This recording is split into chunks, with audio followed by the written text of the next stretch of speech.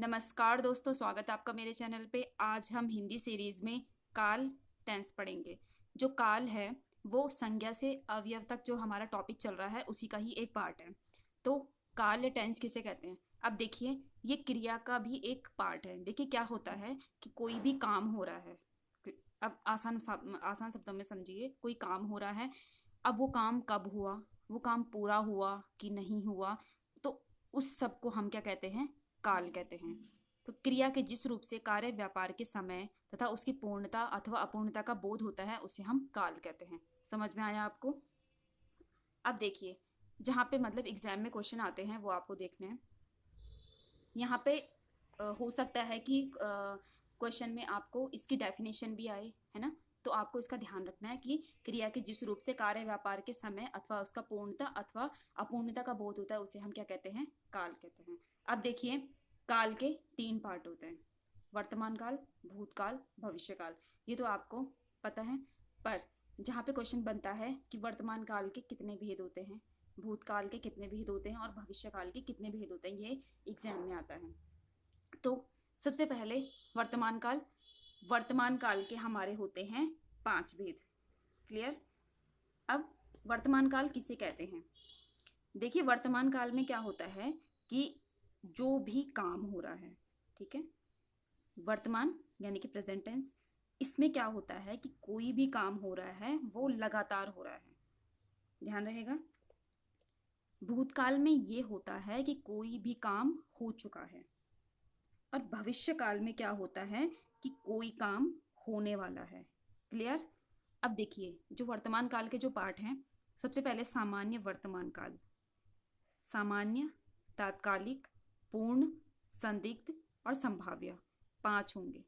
कभी कभी क्वेश्चन में ये आ जाएगा कि इनमें से वर्तमान काल का पार्ट कौन सा नहीं है, कुछ भी क्वेश्चन बन सकता है।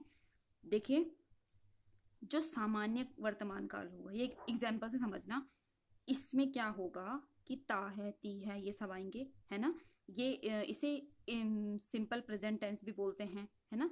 और इसे प्रेजेंट इंडेफिनिट भी बोलते हैं। जो ये सामान्य वर्तमान काल होता है, इसमें ता है, ती है, ये सब आते हैं। इसके बाद आता है प्रेजेंट कॉन्टिन्यूस यानी कि तात्कालिक वर्तमान काल। इसमें उस वक्त ये काम हो रहा है यानी कि पढ़ रहा है। इसके बाद पूर्ण वर्तमान जो प्रेजेंट परफेक्ट जिसको बोलते हैं, वो मतलब पढ़ चुका है। क्लियर? मतलब पूर्ण हो चुका है ना, तो मतलब वो पढ़ चुका है। अब आता है डाउटफुल प्रेजेंट यानी कि संदिग्ध वर्तमान काल, वह पढ़ता होगा। क्लियर? नेक्स्ट है संभाव्य वर्तमान यानी कि जो प्रेजेंट कंजेक्टिव होते हैं ना, वो पढ़ता हो। क्लियर? तो सबसे पहले सामान्य वर्तमान काल में हमने क्या पढ़ा? वह पढ़ता है। क्लियर? मतलब प्रेजेंट इंडेफिनिट वाला। जो तात्कालिक वाला है प्रेजेंट कॉन्टिन्यूस यानी कि उस टाइम पे वो काम हो रहा है, लगातार हो रहा है, पढ़ रहा है। पूर्ण वर्तमान यानी कि प्रेजेंट परफेक्ट, वह पढ़ चुका है। क्लियर? फिर है डाउटफुल प्रेजेंट यानी कि संदिग्ध वर्तमान काल, इसमें वह पढ़ता होगा। नेक्स्ट है संभाव्य वर्तमान, मतलब वह पढ़ता हो। तो मतलब कभी कभी ये आ जाएगा कि आपको सेंटेंस दे देगा कि इनमें से कौन सा है, तो आपको मतलब कुछ नहीं ध्यान रखना है कि अगर कोई काम मतलब इस वक्त हो रहा है तो पढ़ता है ना? वो मतलब ता है, ती है, पढ़ता है। फिर उसके बाद पढ़ रहा है, पढ़ चुका है, पढ़ता हो और पढ़ता हो। क्लियर? नेक्स्ट है भूतकाल, जिसमें कि कोई काम हो चुका है। सिंपल पास्ट यानी कि सीता गई। क्लियर? अब रिसेंट पास्ट, अभी अभी अभी मतलब वो काम हुआ यानी कि सीता अभी अभी गई है।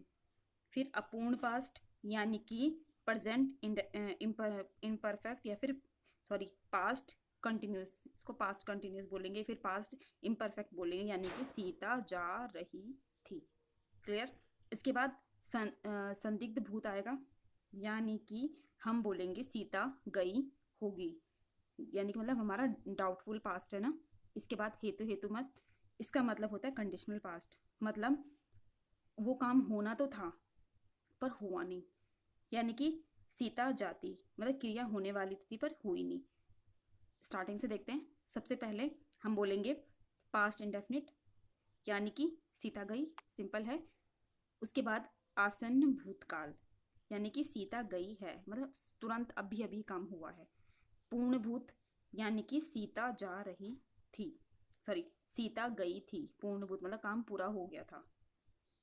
सीता जा रही थी। अब इसके बाद जो सॉरी, पूर्णभूत में सीता गई थी, अपूर्ण में जा रही थी। नेक्स्ट है सीता गई होगी, पता नहीं है हमें, डाउट है उसमें। नेक्स्ट है हेतु हेतुमत मतलब कंडीशनल है, सीता जाती मतलब जाने वाली थी पर गई नहीं। नेक्स्ट है भविष्यकाल, 3 पार्ट होते हैं। देखिए इसके पार्ट आपको ध्यान रखना है कि वर्तमान में, भूतकाल में, भविष्यकाल में कितने पार्ट्स होते हैं। भविष्यकाल में 3 होते हैं, सामान्य भविष्य यानी कि हम बोलेंगे सिंपल फ्यूचर, फिर है संभाव्य भविष्य मतलब हमारा फ्यूचर कंजक्टिव, और नेक्स्ट है कंडीशनल फ्यूचर यानी कि हेतु हेतुमत भविष्यकाल। सामान्य भविष्यकाल में क्या होगा, राम पड़ेगा, सिंपल है। संभाव्य भविष्यकाल में है संभव है राम पड़े, मतलब हम उसमें क्या कर रहे हैं, उसका संभावना कर रहे हैं। हेतु हेतुमत में मतलब कंडीशनल फ्यूचर है, इसमें वो काम होना था पर हुआ नहीं, वो चीज़ मतलब डिपेंड है किसी पे। जैसे हमने बोला कि छात्रवृत्ति मिले तो राम पड़े, मतलब अगर छात्रवृत्ति नहीं मिले तो राम नहीं पड़ेगा, है ना। तो आपको ऐसे ध्यान रखना है कि कौन से काल में, मतलब ये तो आपको मतलब रटने की जरूरत है कि कौन जो सामान्य में क्या होगा, तत्कालिक में क्या होगा, पूर्ण में, संदिग्ध में, संभाव्य में। तो ऐसा ऐसा आपको ध्यान रखना है कि इसके कितने पार्ट्स होते हैं, एग्जाम में इसके पार्ट्स आते हैं, कभी कभी काल की डेफिनेशन भी आ जाती है, तो आपको ये चीज़ें ध्यान रखनी है। नेक्स्ट है क्रिया का पद परिचय। हम क्या करते हैं, हमने कोई भी सेंटेंस दे रखा है, कभी कभी ये पूछा जाता है कि इसमें क्या होता है कि क्रिया के पद परिचय में हम क्या करते हैं, कोई भी काम हो रहा है ना, वो उसमें मतलब कौन सा वाच्य यूज हुआ है, कौन सा लिंग यूज हुआ है, पुरुषवाचक है, वचन कौन सा है, काल, जो भी चीज़ है वो हम इसमें पता लगाते हैं। कई बार क्या होता है कि हम इसमें ये देखते हैं कि इसमें जैसे मतलब हमने बोला कि जो इसमें क्रिया है सकर्मक है ना, कर्मवाच्य है, स्त्रीलिंग है, राम ने पुस्तक पढ़ी, है ना।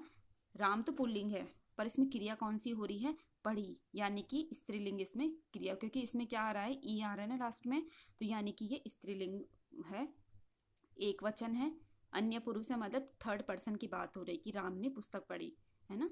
सामान्य भूत है, कर्म है, पुस्तक से संबंधित काम क्या हो रहा है, पढ़ने का काम हो रहा है। तो इस तरीके से मतलब क्रिया का पद परिचय होता है। ये कई बार मतलब कभी कभी एग्जाम में आ जाता है कि इसमें कोई सेंटेंस आपको दे देंगे कि इसमें कौन सी क्रिया है ना, कौन सा वाच्य है, स्त्रीलिंग है कि पुल्लिंग है, एक वचन है कि इसमें कौन से पुरुष की बात हो रही है ना, इसमें कौन सा सामान्य भूत है, इसमें किस चीज़ पे कर्म हो रहा है, तो ये इसमें मतलब पूछा जाता है। तो आपको ये रटना है, जितने आप प्रैक्टिस करोगे उतना मतलब चीज़ें आपको अच्छे से समझ में आएगी।